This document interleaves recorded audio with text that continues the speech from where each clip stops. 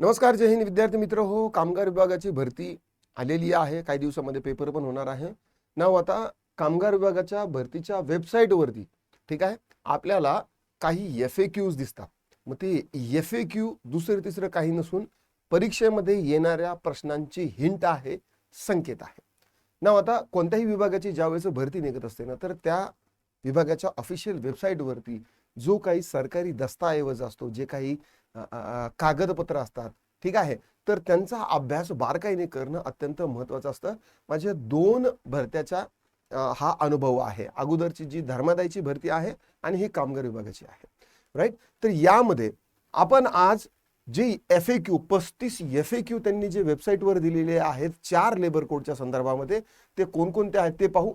आणि आपण आपल्या बॅचमध्ये हे सगळे जे कोर्स म्हणजे जे FAQ आहेत तर ते आपण अंतर्भूत करणार आहोत. कारण FAQ वेबसाईटवर इंग्लिशमधून दिलेले आहे. आपण त्याचं मराठी ट्रान्सलेशन आणि केस स्टडीच्या संदर्भात कशा पद्धतीने कायदा ब्रीच होतो किंवा दंड किंवा पेनल्टी किंवा प्रोसेस ही जी आहे तर ती माहिती आपण समजून घेणार आहोत. त्यासाठी आपली ही बॅच आहे.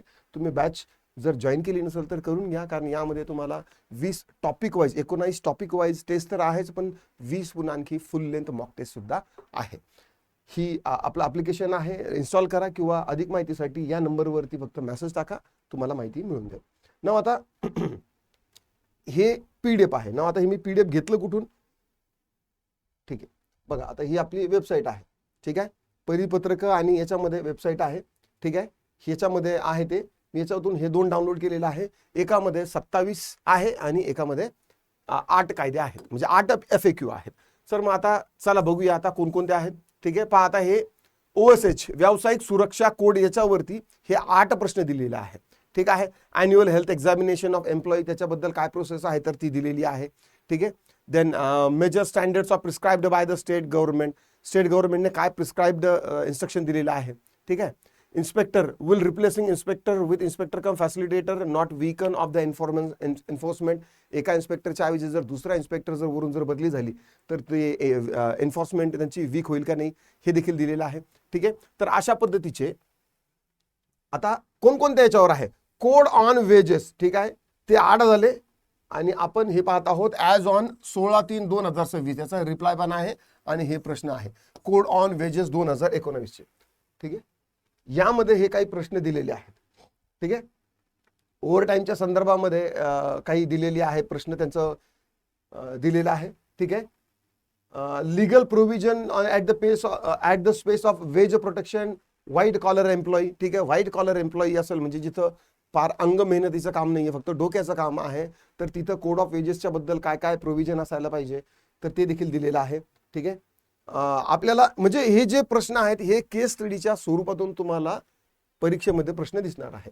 यामध्ये आणखी पहा कोड ऑन सोशल सिक्युरिटीज आहे, सामाजिक सुरक्षा संहितेचे देखील यामध्ये दिलेले आहे, ठीक आहे. औद्योगिक संबंध संहिता जे आहे तर त्याच्याबद्दल यामध्ये नाहीये, फक्त आपले जे 3 कोड आहेत, ठीक आहे.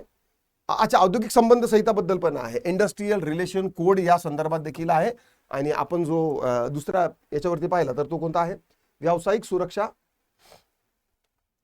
व्यावसायिक सुरक्षा संहितेच्या संदर्भात आहे. म्हणजे 4ही कोडच्या संदर्भामध्ये 30 ते 35 FAQ जे आहेत तर ते अतिशय इम्पॉर्टंट आहे आणि त्यावरती आपण विशेष करून कमीत कमी 3 किंवा 4 लेक्चर तरी नक्कीच होते, ठीक आहे.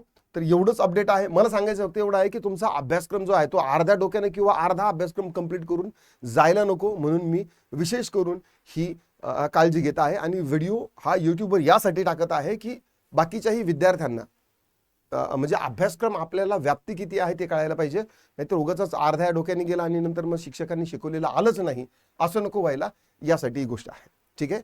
चला, आशा करतो तुम्हाला हा व्हिडिओ आवडला असेल तर नक्की लाईक करा, शेअर करा. हे जे PDF आहे तुम्हाला आपल्या टेलिग्राम चॅनलला मी पाठवून देईल, ठीक आहे. पुन्हा भेटूया. राम राम.